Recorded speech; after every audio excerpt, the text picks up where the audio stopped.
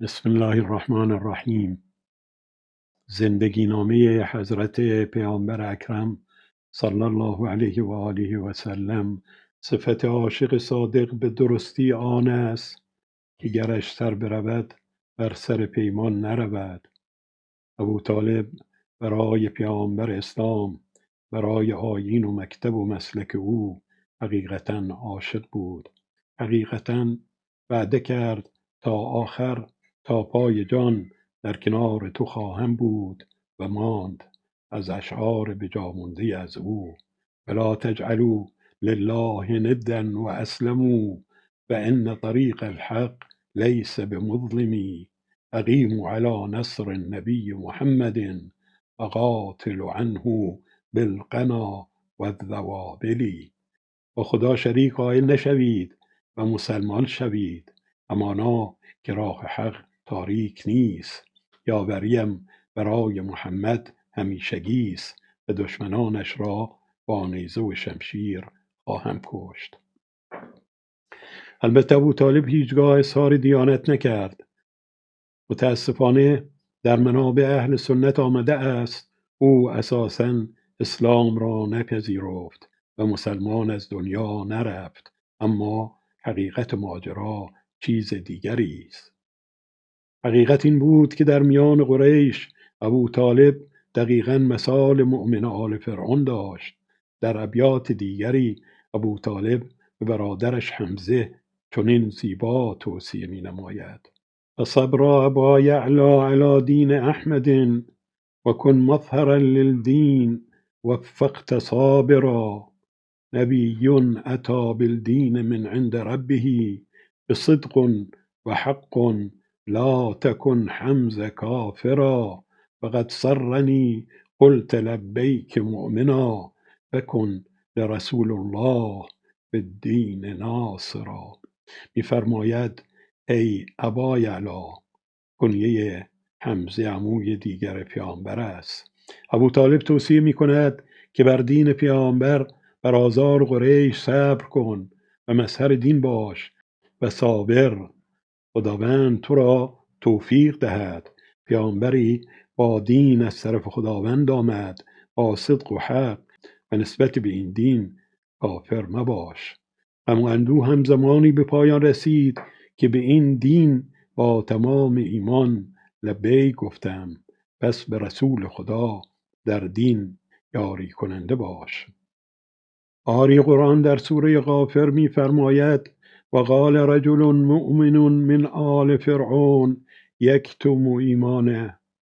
درباره فرعون، در دربار فرعون مردی بود که به موسی ایمان داشت، اما هیچگاه ایمان خودش را ابراز نکرد.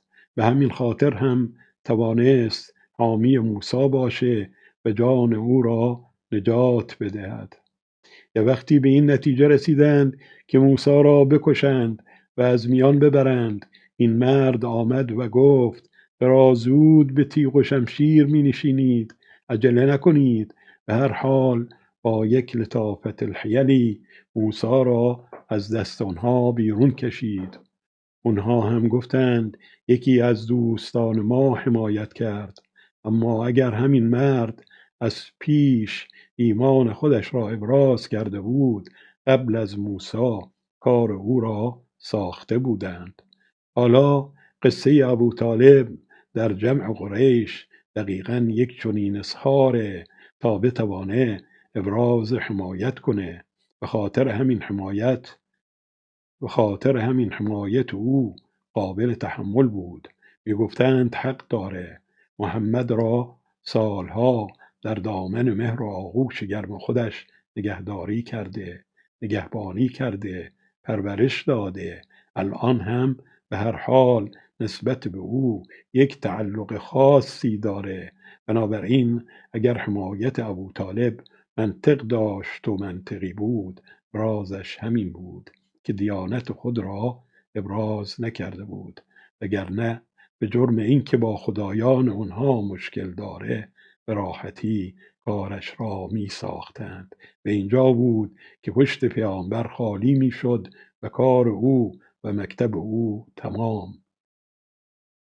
البته هم گفته باشم ابو طالب اگرچه خودش اظهار دیانت نکرد، اما محرمان اسرار خودش را به این دیانت تشویق میکرد. یک بار پیامبر در صحن مسجد الحرام در نماز بود و امیرالمؤمنین در سمت راست. ابو طالب فرزندش جعفر را صدا کرد و گفت صل عن یسار، در قسمت چپ برادرت و پشت سر پیامبر اقتدا کن و نماز بخوان. و اما کفار قریش هر طرح و ترفندی بستند، ترفیع نبستند، تهدید کردند، نشد.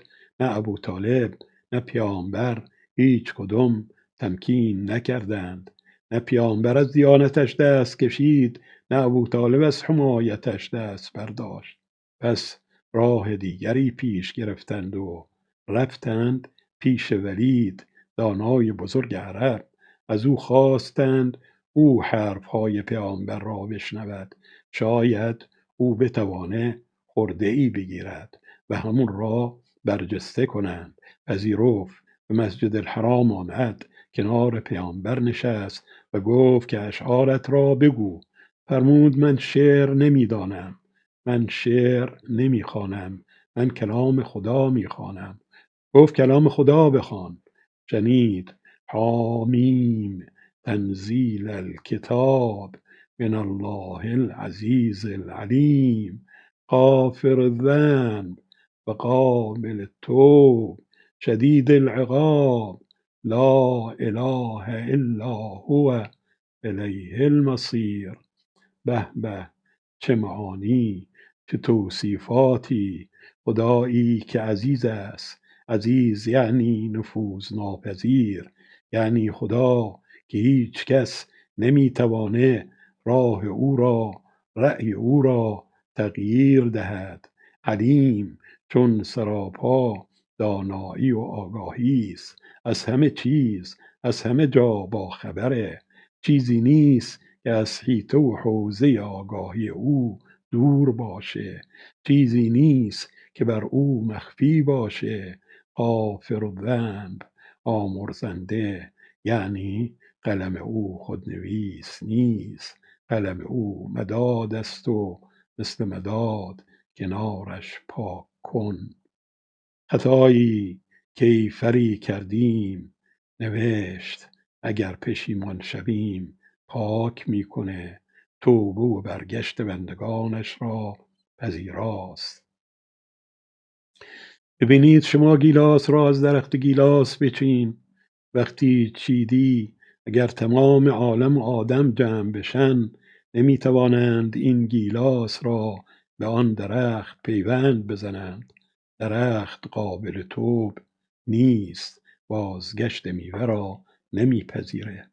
وقتی بریدی بریدی. رابطه ما با خدا چون این رابطه ای نیست. رابطه گیلاس با درخت نیست، رابطه آب و دریاست.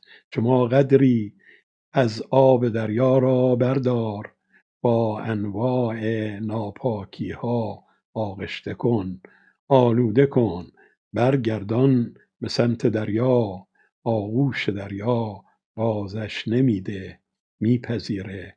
رابطه ما با خدا رابطه آب آلوده و دریاست. شدید العقاب، فرجه میده، فرصت میده، میدان میده. اگه رفتیم، اگه برنگشتیم، خطا روی خطا، بدی روی بدی مرتکب شدیم، عقاب و عقوبت میکنه شدید و سنگین.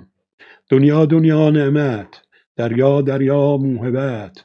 لا اله الا هو، جز او نباید کسی معبود باشه.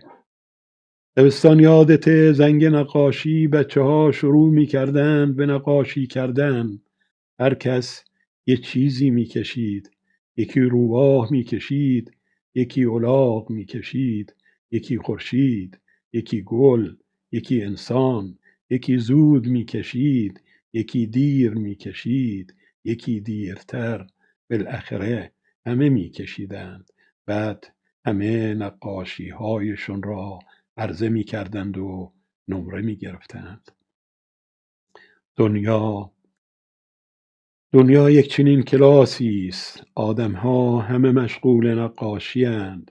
نقاشی خود، هر کس داره نقاشی خودشو نقاشی میکنه.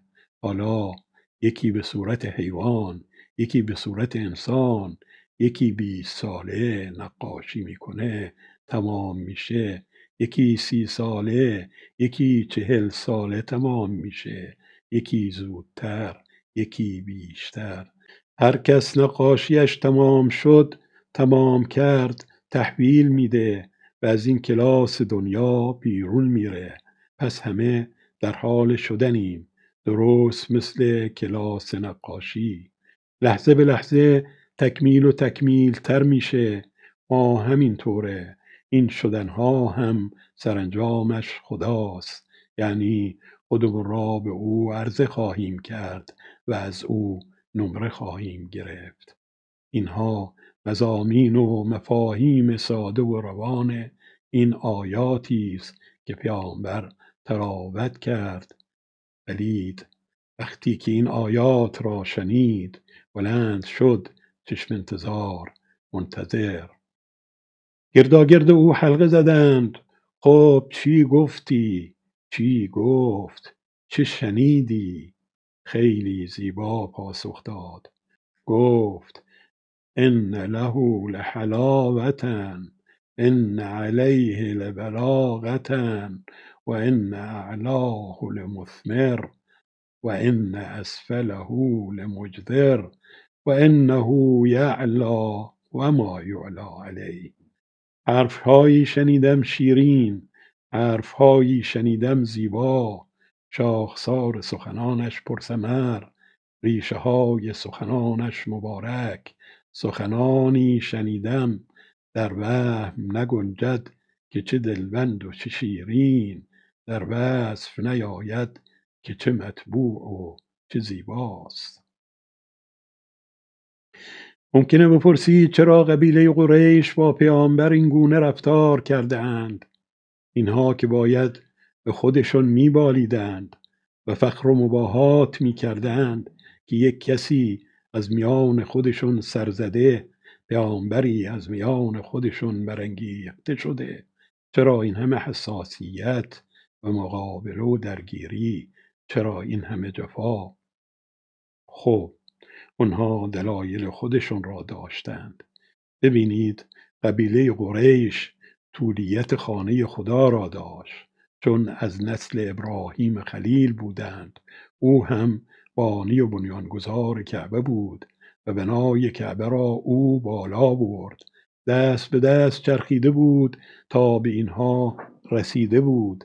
البته در آن زمان رونق خانه خدا بیشتر به خاطر بت‌ها بود، یعنی بیشتر بتخانه بود تا خانه، و طبیعتاً طولیت بتها با همین قبیله بود و این برای اینها یک جایگاه و مسند و ریاست محسوب میشد. ریاست خانه و بتخانه را به هیچ قیمتی حاضر نبودند از دست بدهند. حالا کسی پیدا شده که میخواد بساط بت و بتپرستی را برچینه. با این حساب بتخانه ای نمیمانه.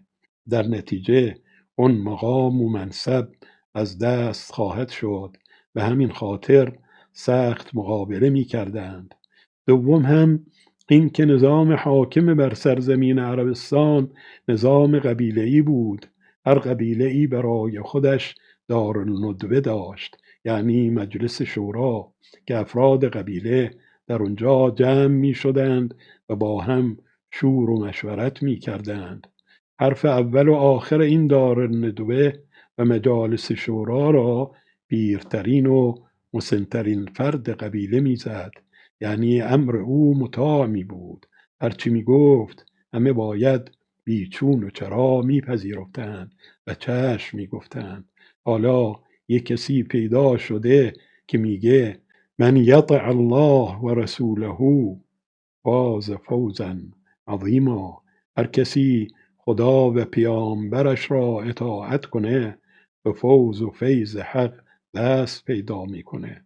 کسی پیدا شده که میگه اطیعوا الله و الرسول لعلکم ترحمون.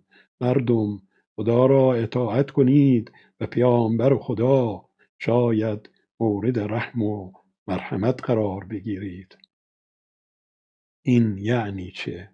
یعنی پیرترین ها مطاع باشند معنا نداره، پس دار ندوها تعطیل. سوم اونها میگفتند ما هر جنبنده ای میخوریم، نأکل کل دابه.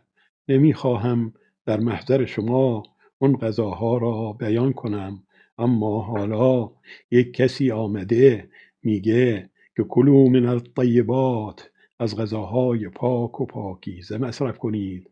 میگه مثل زنبورهای عسل باشید.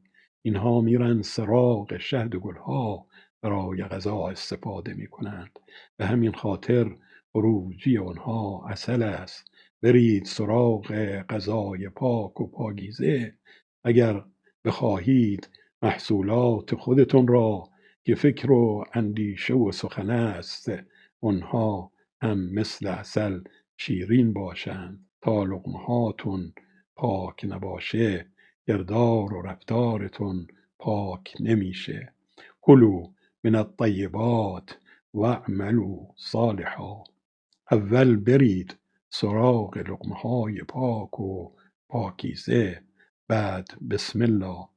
اون وقت که می توانید کارهای خوب و شایسته انجام بدید. اینها رازها و دلایلی بود که قریش و قبایل عرب برابر پیامبر اسلام آنها را وادار به مقابله می کرد و برای مقابله با او از هیچ زخم و زخمه ای، از هیچ ضرب و ضربه ای دریغ نداشتند. سلسله موی دوست حلقه دام بلاست، هر که در این حلقه نیست فارغ از این ماجراست. گر بزنندم به تیغ در نظرش بی دریغ، دیدن او یک نظر در چمنش خونبهاست.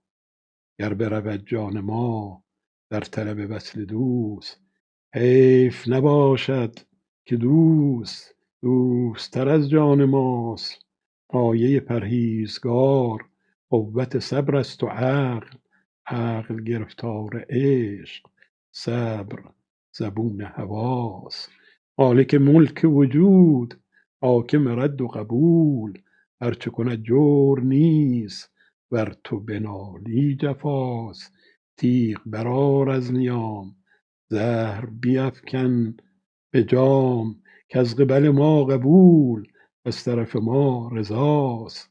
گر بنوازی به لطف ور بگدازی به قهر، حکم تو بر من روان زجر تو بر من رواست. هر که به جور رقیب پا به جفای حبیب، عهد فراموش کند مدعی بی وفاست. سعدی از اخلاق دوست هرچه برآید نکوست، گو همه دشنام گو کز لب شیرین دعاست.